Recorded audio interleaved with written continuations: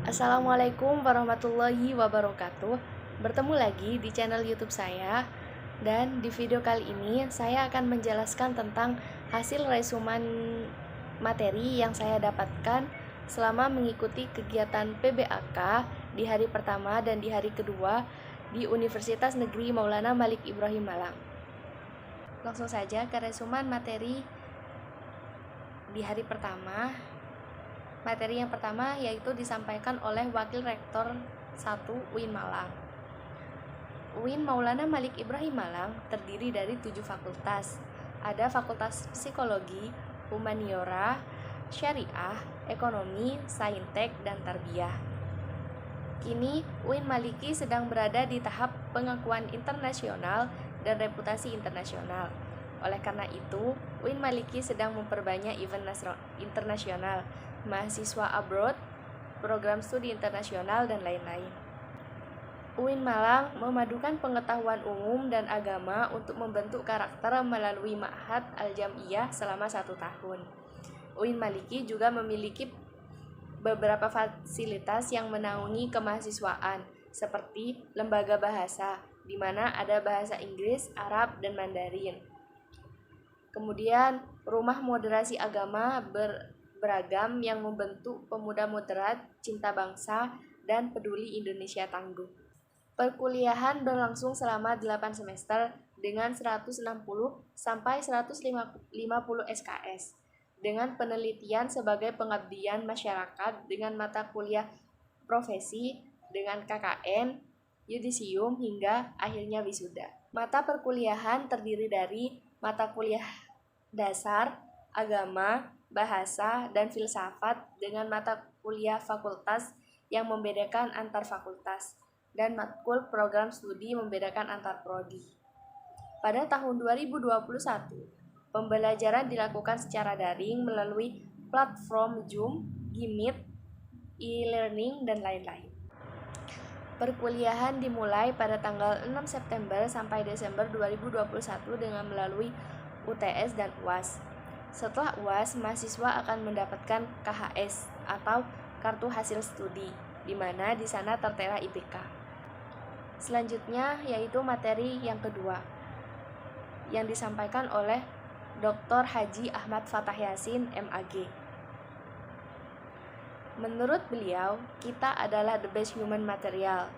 Mahasiswa baru harus mengupayakan diri baik secara mental dan spiritual dalam mengikuti perkuliahan di UIN Malang. Orang yang memiliki mental spiritual memiliki 3 indikator. Yang pertama yaitu berpikir ilmiah. Mahasiswa baru harus melandasi pikiran dengan pengetahuan umum dan agama.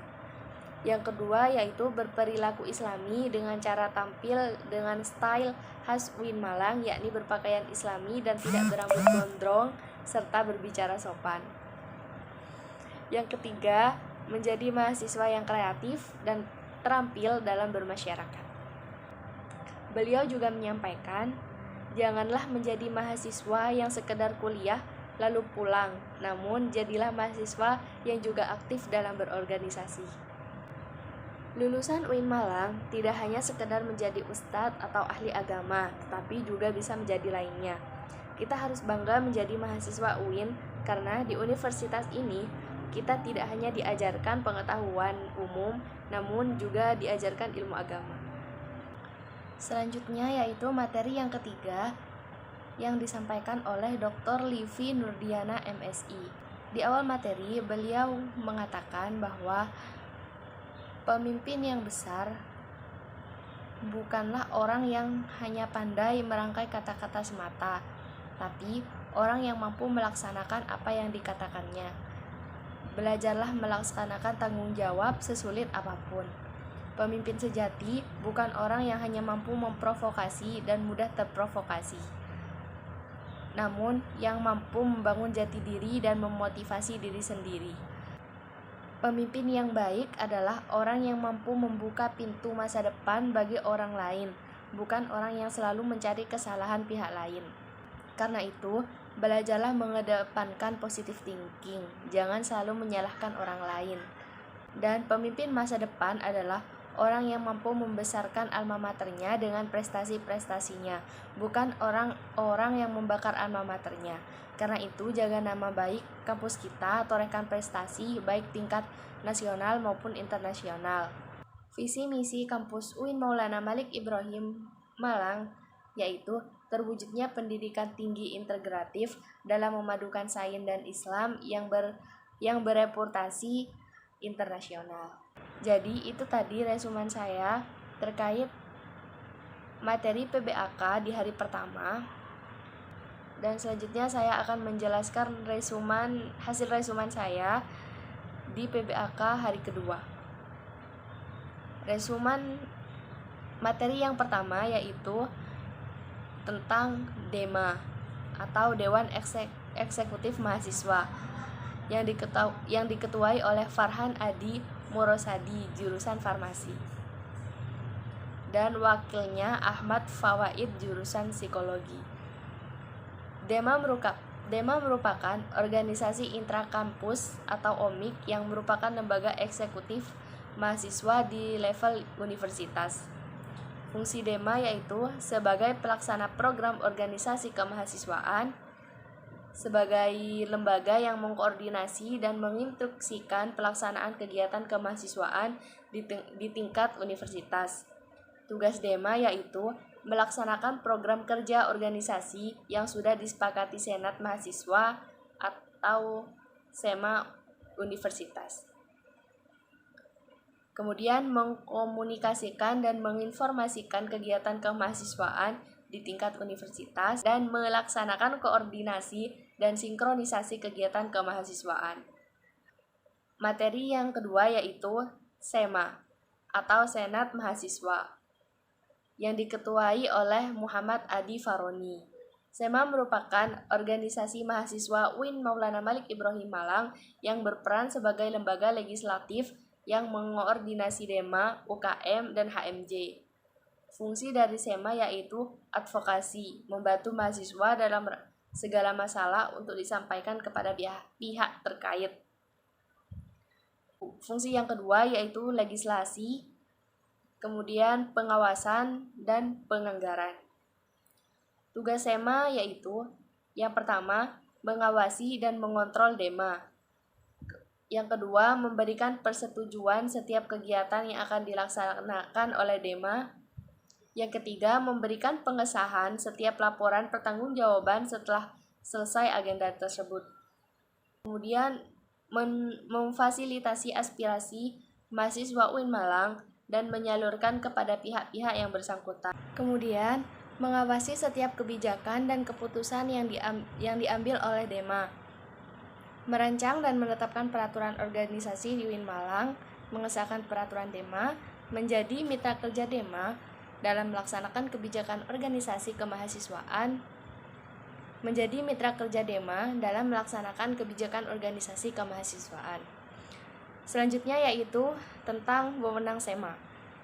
Yang pertama, membentuk undang-undang yang dibahas dengan Presiden mahasiswa untuk mendapatkan persetujuan bersama. Menampung dan mempertimbangkan segala aspirasi mahasiswa, memberikan mandat untuk pelaksanaan pemilwa, mengawasi pelaksana program kerja dan kebijakan DEMA, turut andil dalam mengkaji permasalahan yang timbul di dalam negara dan di tingkat universitas. Yang terakhir yaitu menerima dan membahas usulan yang berkaitan dengan bidang tertentu dan mengikut sertakan dalam pembahasan. Materi berikutnya yaitu tentang UKM Menwa. Tentang UKM. Yang pertama yaitu UKM Menwa, yaitu organisasi bersejarah pembentukan Jenderal Ahmad Nasution tahun 1959 di Jawa Barat, yang memiliki semboyan penyempurnaan pengabdian dan ilmu pengetahuan dan ilmu keprajuritan, dengan logo simbol warna ungu yang artinya mulia. Fungsi resimen mahasiswa yaitu mewujudkan sikap bela negara di ranah mahasiswa, menciptakan kondusivitas kehidupan masyarakat, dan lain-lain. Logonya ada dua, yaitu Logo Mahasurya untuk tingkat provinsi, dan Wira Cakti Yuda tingkat UIN Malang. Yang kedua yaitu UKM Pramuka. Salah satu visinya yaitu mengamalkan nilai kode kehormatan dalam kehidupan sehari-hari. Program kerjanya yaitu Anjang Sana, Perkemahan Wirakarya, Temu Alumni atau Family Gathering, kemudian Musyawarah Pandega. Tugasnya yaitu rapat kerja, rapat bulanan, rapat internal, bidang, rapat anggota, rapat triwulan, welcome party, lookbook, and memo. UKM yang ketiga yaitu UKM PMI, bergerak di bidang kemanusiaan, kekeluargaan, dan kemanfaatan. Didirikan oleh Pak Zainal Abidin dan Pak Mustafa pada bulan November 1990. Lambangnya yaitu burung Raja Wali. Program kerja pengurus dan memiliki 6 bidang, yaitu sosial keagamaan, dikten pendegadian, latihan bersama uji PMI. UKM yang keempat yaitu Paduan Suara GGB atau Gema Gita Bahana. UKM ini baru berumur 6 tahun, mengurus pengembangan bakat di bidang suara, memiliki 8 prestasi minimal tingkat provinsi. GGB mempelajari ilmu musik seperti not angka, not balok, dan lain-lain, dan ilmu keorganisasian. UKM yang kelima yaitu UKM SR atau Seni Religius, yaitu lembaga otonom yang memiliki jalur koordinasi yang bergerak dalam bidang seni Islami. Tujuannya membentuk kader Islami yang beriman dan taat kepada Allah Subhanahu wa Ta'ala dan memiliki jiwa pemimpin yang agamis, kritis, dinamis, kreatif, inovatif, serta menjunjung tinggi Tridharma perguruan tinggi. UKM Seni Religius memiliki 7 divisi, yaitu kaligrafi, kiroah, MC, qasidah, nasyid, sholawat, dan gambus. UKM selanjutnya yaitu UKM Teater. UKM Teater ini sudah berumur 35 tahun. Terdapat bidang seni musik, tari, sastra, aktor, dan lain-lain. Selanjutnya yaitu UKM Mapala Tursina, atau organisasi pencinta alam. Kegiatan utama yaitu rekreasi seperti mendaki, kemudian sosial seperti bencana alam, olahraga seperti panjat tebing, orat, susur goa, dan yang terakhir ilmiah. UKM selanjutnya yaitu UKM Unior atau unit olahraga, yaitu salah satu unit kegiatan mahasiswa di UIN yang mewadahi atau memfasilitasi mahasiswa dalam bidang olahraga. Menaungi 7 cabang olahraga yaitu sepak bola, bola voli, bulu tangkis, tenis meja, bola basket. Materi selanjutnya di hari kedua yaitu kebangkitan bangsa menuju Indonesia tangguh. Pematerinya yaitu Muhammad Hasanuddin Wahid, MHum, anggota DPR RI. Beliau menjelaskan tentang tingkat pemahaman COVID di Indonesia itu rendah. Memakai masker saja susah, gimana mau sembuh dari COVID? Pertumbuhan ekonomi karena COVID semua turun. Semua negara turun, tapi kita sudah mengalami kenaikan the year of year. Kita naik sekitar 7%. Melemahnya daya membeli karena efek PPKM membuat masyarakat malas untuk membeli, lalu terjadi inflasi tipis, dan juga banyak yang kehilangan pekerjaan akibat pandemi COVID-19. Tercatat lebih dari 50.000 buruh di PHK sejak awal 2021. Tingkat pengangguran akan lebih banyak di bulan Agustus 2021. Beliau mengatakan, kalau dampak di sektor pendidikan banyaknya yang putus sekolah dikarenakan anak harus bekerja karena krisis ekonomi akibat pandemi COVID, dan juga karena persepsi orang tua mereka.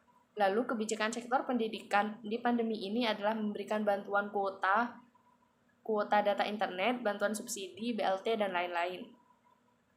Bantuan lanjutan untuk bulan September, Oktober, November sebanyak 2,3 triliun agar kita bisa tatap muka jika harus melakukan kolaborasi hexahelix agar terselesainya wabah ini. Mode kolaborasi ini tidak hanya model di pandemi, akan tetapi menjadi model kolaborasi masa depan yang mampu menaikkan kelas sektor ekonomi, pendidikan, dan sektor lembaga di Indonesia. Sekarang kita berada di era digital 4.0 dan akan menuju 5.0, yaitu seperti memakai hologram. Kata pepatah, siapa yang ingin memajukan dunia, dia harus pandai IT. Barang siapa yang tidak bisa menjadi mahir dalam IT, maka akan menjadi budak dunia. Beliau juga menyampaikan, 3 kekuatan pengubah dunia adalah kemajuan teknologi, agama, dan pasar.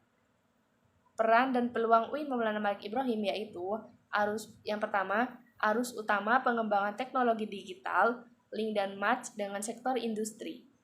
Yang ketiga, menjadi kekuatan sosio-teknopreneur, kemudian epicentrum ajaran agama inklusif. Cara bekerja pada masa depan adalah munculnya pekerjaan baru akan akibat digitalisasi dan otomatisasi. Cara menjadi jenderal unggul yaitu keagungan moral dan spiritual, gandrung ilmu pengetahuan, memiliki digital question, kesalehan atau peduli sosial. Barang siapa yang mau kuasai dunia harus dengan ilmu. Mau kuasai akhirat harus dengan ilmu. Kalau mau keduanya maka kuasailah dengan ilmu. Beliau juga mengatakan kita harus mempunyai kecerdasan emosional, tidak hanya kecerdasan digital. Jadi mahasiswa UIN harus mempunyai itu.